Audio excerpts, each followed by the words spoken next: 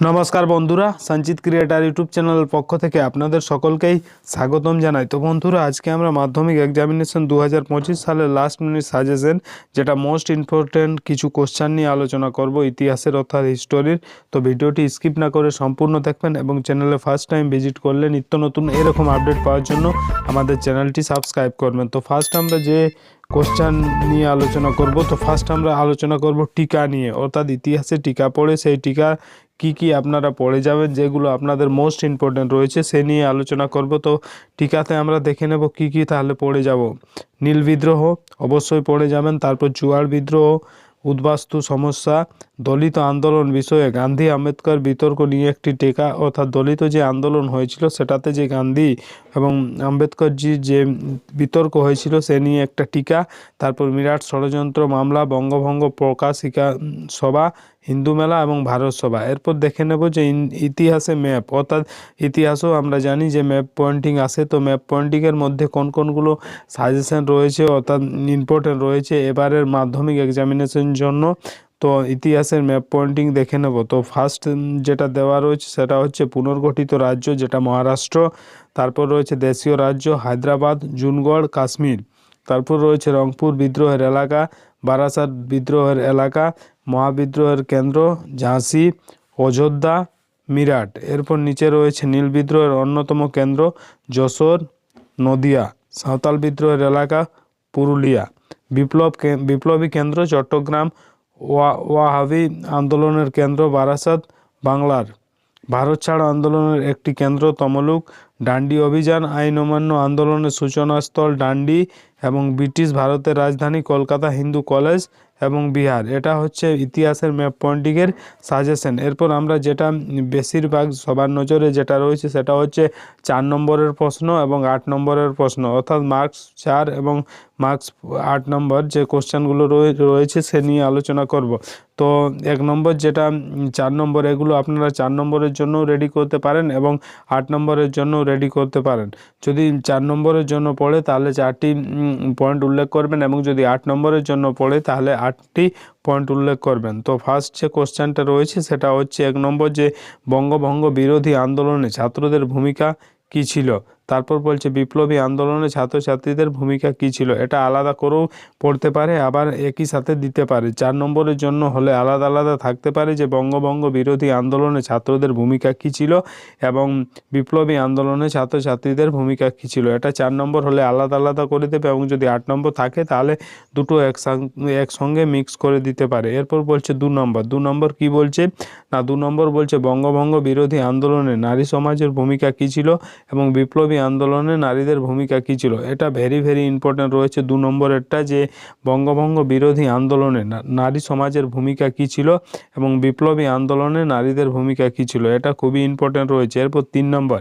3 নম্বর কী বলছে না, 3 নম্বর বলছে যে অহিংস বা অসহযোগ বা ভারত ছাড়ো আন্দোলনে নারী সমাজের ভূমিকা, অর্থাৎ এটা আপনাদের আলাদা আলাদা করে রেডি করতে হবে। যেমন অহিংস আন্দোলনে নারী সমাজের ভূমিকা কী ছিল সেটা, অসহযোগ আন্দোলনে নারীদের কী ভূমিকা ছিল সেটা, এবং ভারত ছাড়ো আন্দোলনে নারীদের যে ভূমিকা ছিল সেটা। অর্থাৎ এই কোশ্চেনটাও খুবই ইম্পর্টেন্ট রয়েছে 2025 সালের যে মাধ্যমিকের এক্সামিনেশন ইতিহাসের, তার জন্য খুবই ইম্পর্টেন্ট রয়েছে। এরপর রয়েছে 4 নম্বর। 4 নম্বর কী বলছে না, 4 নম্বর বলছে যে বাংলার নবজাগরণ বলতে কী বোঝো, অর্থাৎ বাংলাতে যে নবজাগরণ হয়েছিল সেটা বলতে কী বোঝো এবং এই নবজাগরণের সীমাবদ্ধতাগুলি কী, অর্থাৎ কী সীমাবদ্ধতা ছিল সেগুলো নিয়ে আলোকপাত করতে হবে। তো এটা 4 নম্বরের যদি হয় তাহলে জাস্ট 4টা লাইন বা 4টা পয়েন্ট উল্লেখ করবেন এবং যদি 8 নম্বরে থাকে তাহলে ভালো করে 8টা পয়েন্ট উল্লেখ করবেন যে বাংলার নবজাগরণ বলতে কী বোঝো এবং এই নবজাগরণের সীমাবদ্ধতাগুলি কী। এরপর নিচে চলে আসবেন 5 নম্বর। 5 নম্বর বলছে বিদ্যাসাগর বা রাজা রামমোহন রায়ের সংস্কারগুলি আলোচনা করো।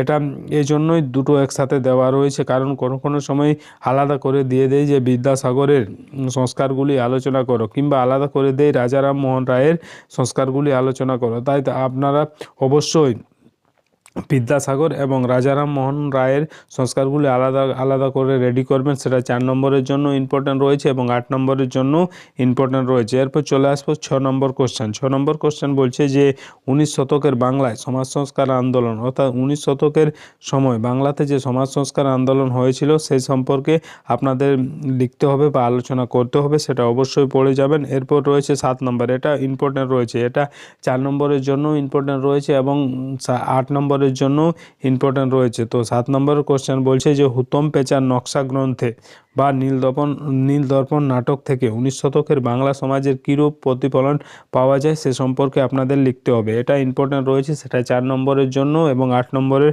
জন্য। তো এটা অবশ্যই পড়ে যাবেন এবং ভালো করে পড়ে যাবেন, যাতে করে আপনারা পরীক্ষায় সেটার উত্তর সঠিকভাবে লিখতে পারেন। এরপর রয়েছে 8 নম্বর। 8 নম্বর বলছে উডের নির্দেশনামা বা চার্লস উডের নির্দেশনামা, এটা টিকাতেও পড়তে পারে কিংবা 4 নম্বর বা 8 নম্বরের কোশ্চানে আসতে পারে যে উডের নির্দেশনামা বা চার্লস উডের নির্দেশনামা কী ছিল সে নিয়ে আলোচনা করো। এরপর রয়েছে 9 নম্বর। 9 নম্বর বলছে সমাজ সংস্কার ও শিক্ষা বিস্তারে বিদ্যাসাগরের অবদান আলোচনা করো। এটা সমাজ সংস্কার এবং শিক্ষা বিস্তারে বিদ্যাসাগরের যে ঈশ্বরচন্দ্র বিদ্যাসাগরের যে অবদান ছিল সেটা আলোচনা করতে হবে।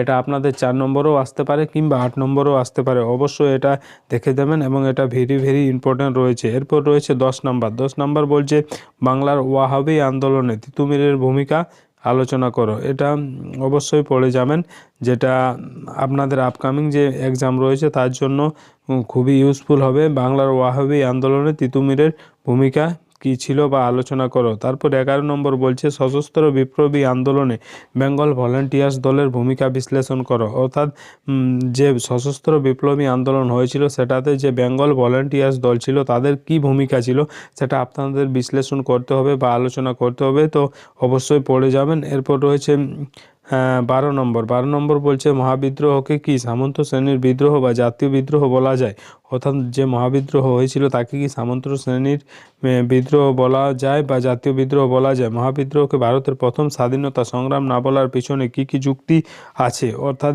মহাবিদ্রোহকে যে প্রথম স্বাধীনতা সংগ্রাম না বলা হয় তার জন্য কি কি যুক্তি রয়েছে সেটা অবশ্যই আপনাদের লিখতে হবে, তো এটা অবশ্যই পড়ে যাবেন। এরপর রয়েছে 13 নম্বর। 13 নম্বর বলছে, এটাও খুবই ইম্পর্টেন্ট রয়েছে, স্বামী বিবেকানন্দর ধর্ম সংস্কারের আদর্শ নব্য বেদান্তবাদ বা শ্রীরামকৃষ্ণের সর্বধর্ম সমন্বয়ের আদর্শ। এটা ইম্পর্ট্যান্ট রয়েছে, স্বামী বিবেকানন্দ রিলেটেড কোশ্চেন এক্সামে আসেই, তাই স্বামী বিবেকানন্দ রিলেটেড যে ধর্ম সংস্কারের আদর্শ নব্য বেদান্তবাদ যেটা রয়েছে সেটা অবশ্যই পড়ে যাবেন এবং নিজের যে প্রিপারেশন সেটা পজিটিভ করবেন।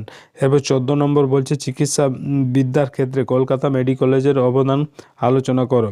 এটা 4 নম্বরের জন্য ইম্পর্ট্যান্ট রয়েছে যে চিকিৎসা বিদ্যার ক্ষেত্রে কলকাতা মেডিকেল কলেজের কি অবদান ছিল সেটা আলোচনা করো। এরপর রয়েছে 15 নম্বর। 15 নম্বর কি বলছে না, 15 নম্বর বলছে সাঁওতাল বিদ্রোহ, মুন্ডা বিদ্রোহ, কল বিদ্রোহ, রংপুর বিদ্রোহ, ভিল বিদ্রোহ, নীল বিদ্রোহ, সন্ন্যাসী ফকির বিদ্রোহ এবং বারাসাত বিদ্রোহ এ সম্পর্কে আপনাদের পড়ে যেতে হবে। এটা কোনো কোনো সময় কি হয় না, টিকাও আসতে পারে যে সাঁওতাল বিদ্রোহের টিকা লিখো বা মুন্ডা বিদ্রোহের টিকা লিখো, কল বিদ্রোহের টিকা লিখো, রংপুর বিদ্রোহ বা ভিল বিদ্রোহ, নীল বিদ্রোহ, সন্ন্যাসী ফকির বিদ্রোহ বা বারাসত বিদ্রোহ সম্পর্কে যা যেন লেখো বা টিকা লেখো। এরপর রয়েছে 16 নম্বর, যেটা আজকের শেষ সাজেশনের শেষ কোশ্চেন, যেটাতে বলছে যে সন্ন্যাসী ফকির বিদ্রোহকে কৃষক বিদ্রোহ বলা হয় কেন। এটা 4 নম্বরের জন্য ইম্পর্টেন্ট রয়েছে, তো অবশ্যই এটা দেখে যাবেন। এরপর নিচে একটা যেটা সবথেকে প্রয়োজনীয় তোমাদের বলে রাখি যে ইতিহাসে যখন উত্তর লিখবে কিছু প্রশ্ন ঘুরিয়ে দিতে পারে, অর্থাৎ আপনাদের যে সাজেশনগুলো আমি দিয়েছি সেগুলোর